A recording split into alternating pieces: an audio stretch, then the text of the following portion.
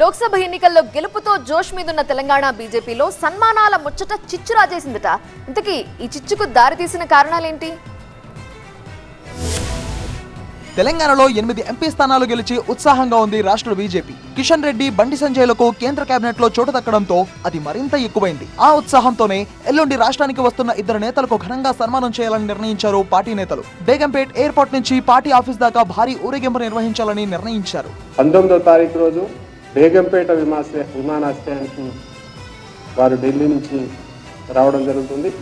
వారికి భవ్యమైనటువంటి స్వాగతం రాష్ట్ర భారతీయ జనతా పార్టీ చేస్తా ఉంది.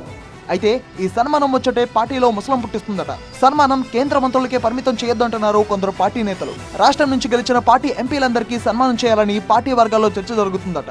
ఎంపీ అరవింద్ సహా కీలక నేతలు ఇదే అభిప్రాయంతో ఉన్నట్టు ప్రచారం జరుగుతోంది. కేంద్ర మంత్రులతో పాటు ఎంపీలకు కూడా సన్మానం చేస్తే కేడర్ కు సానుకూల సంకేతాలు వెళ్తాయంటున్నారంట నేతలు. వాళ్లు గెలవడమే కాదు, పార్టీకి కూడా జోష్ తెచ్చిన సీనియర్లను సన్మానించుకోవడం మంచి సంప్రదాయం అని చెప్తున్నారు పార్టీలోని చాలా మంది సీనియర్లు.